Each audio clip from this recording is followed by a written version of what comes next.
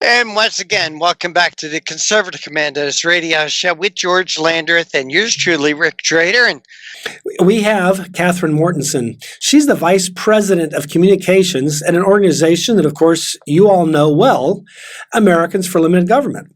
Why? Because Rich Manning is a friend of ours and a friend of the show. And so she is, by extension, family as well. She's a former TV news anchor. She is also an elected official, or I guess former elected official, because now, of course, she's at Americans for Limited Government. But the bottom line is she has a lot. She's also worked up on Capitol Hill, where she worked for a congressman. So she's got a wide spectrum of experience, and she's been a spokesperson for the National Rifle Association, and got her degree in journalism. So the bottom line is she comes at this with a wealth of experience, and we're excited to have a great conversation with her. So with that, Catherine, welcome to the Conservative Commandos. Thank you. It's so good to be on with you. Well, I'm excited about this because it's an interesting topic and it's an important one. And judicial independence is an important topic.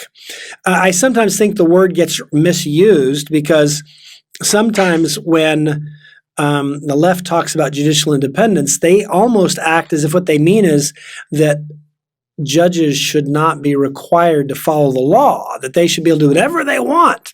To me, judicial independence means that they shouldn't be unduly concerned with political factors or popular factors. Like if I were on trial, I wouldn't want the judge to feel under pressure from the public to convict me. I'd want him to feel under pressure to follow the law and to make sure justice is done. To me, that's what judicial independence is. But let's have, with that in mind, let's talk about kind of why this ought to be bipartisan. It's like a no-brainer, right? The rule of law, fairness, equity. But I feel like we're slipping away from that in some ways. We absolutely are, George. We are in very perilous times. The Supreme Court, as you said, ought to be a bipartisan issue where we all agree there should be judicial independence. We've had 9 justices on the court since the late 1880s.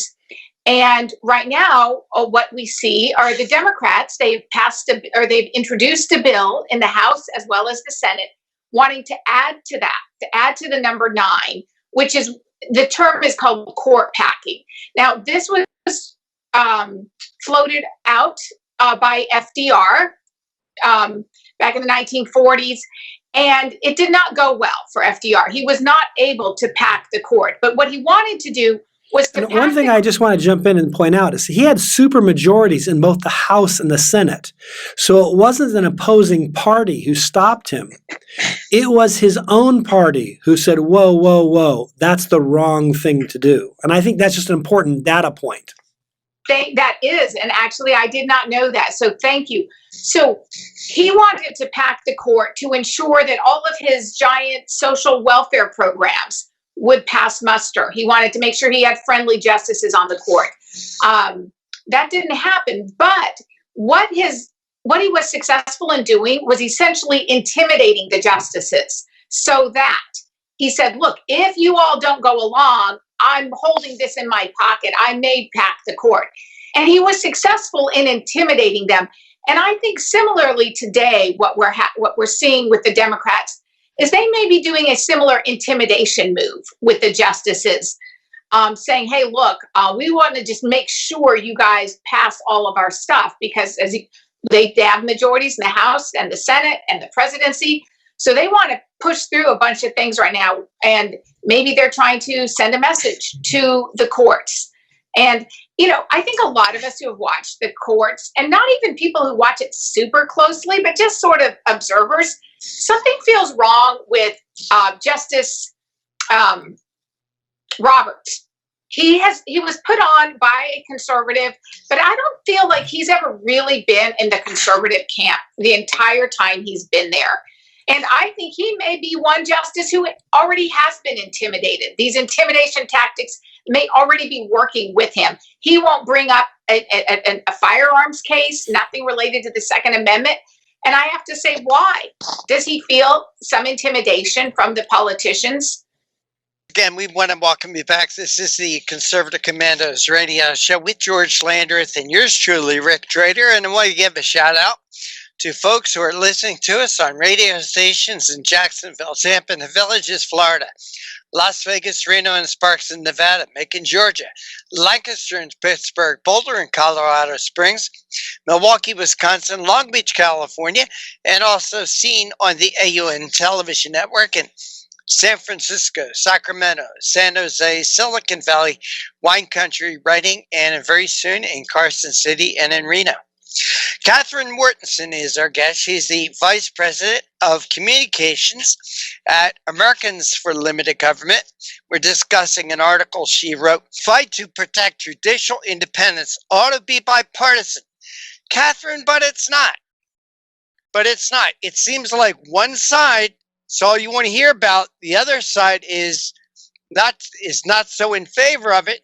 You and George talked about Joe Biden saying, will rue the day, possibly because they know that pendulum eventually is going to swing. Republicans will have control of the House, the Senate, the White House, and what's to stop them from repacking the court to a 99 or 199? This really gets ridiculous. But it's crazy that he would even create this commission. Because the commission's going to be under a lot of pressure from the Democrats to recommend court packing. And what's he going to do then? He's boxed himself in. I just think that was a very unfortunate decision.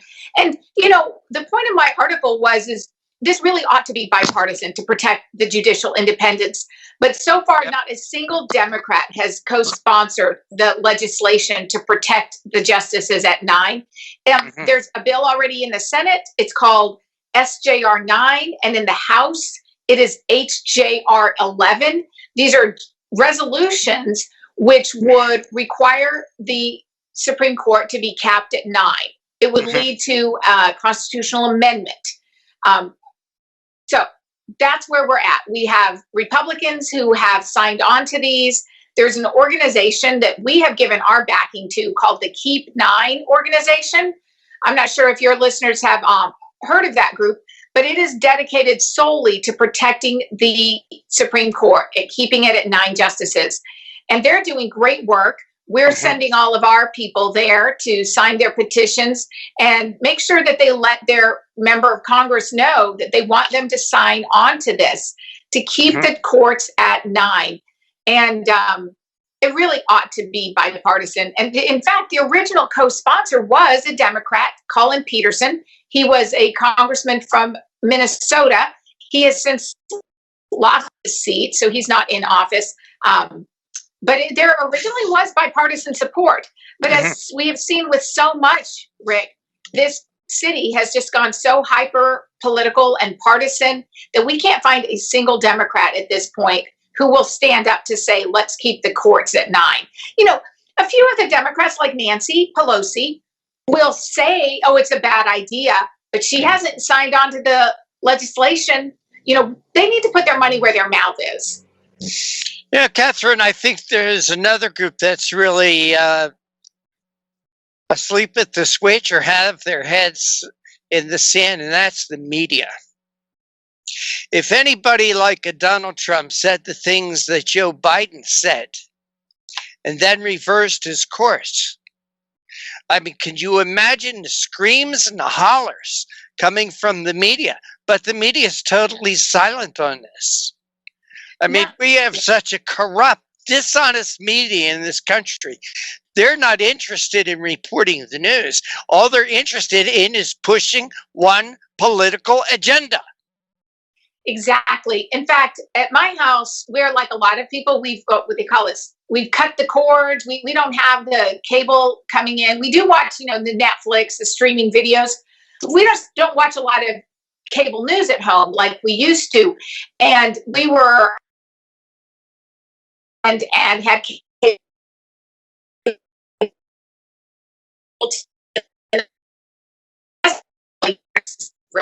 and he was shocked. He goes, they don't even pretend to be journalism. Like any sort of pretense that maybe they're sort of left leaning. Like, no, he goes, they were full on just reading from the Democrat talking points. They were advocacy journalism. And that's actually, it's sad having come from a background as a local, broadcaster.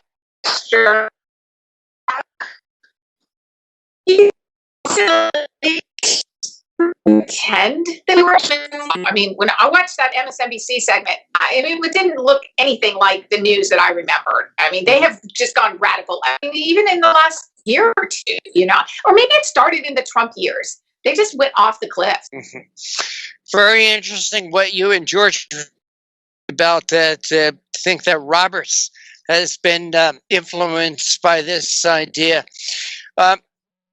You talked about FDR wanting to pack the courts back in the day, and can you talk a little bit about what stopped him? Was it who stopped FDR from packing the courts? Was it Congress? So FDR had super majorities of Democrats in the House and the Senate, and it was his own party that stopped him and said, "This is too far. Support you on this." But as I was saying with George, just the threat alone may have had the intended effect. It intimidated, and those justices ultimately did approve sort of far left programs that were outside the bounds of the Constitution. He was able to get the court to approve them, and just the threat that he might pack the courts that did that.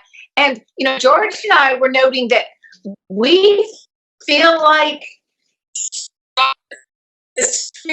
today, it looks to us like votes that he has or some of the positions that he has taken, because they certainly don't like sort of traditional conservative positions. He won't take up a Second Amendment case, for example. Mm-hmm. Catherine, I was just going to ask you one more. Please tell our listeners and viewers how to follow your work and the work for the work you do at Americans for Limited Government, and also how they could send this petition on Keep 9. Yeah, sure. Thank you. So I write for the Americans for Limited Government blog. We put all our stories and videos. It's the dailytorch.com. And then the Keep 9 Amendment. If you want to check that out, it's just at keep9.org. And from there, you can sign a petition. You can write a letter to your congressman. We also have a link to do that on our website. So dailytorch.com, and it's Americans for Limited Government is our group. So would they link to it from dailytorch.com or getliberty.com? Either one. Either one. Okay. And also encourage people to sign up for our newsletter at thedailytorch.com. We would love to be able to communicate directly with people, because as we've talked about before, there's a lot of threat to conservative outlets for being banned on social media. So we say, hey, just let's keep in touch directly through email. That might be our most effective way to communicate. Okay. Catherine Mortensen, Vice President of Communications at Americans for Limited Government. Catherine, we want to thank you so much for joining us. Take care and God bless. Thanks. And you too. You have a great afternoon. You too. And you are listening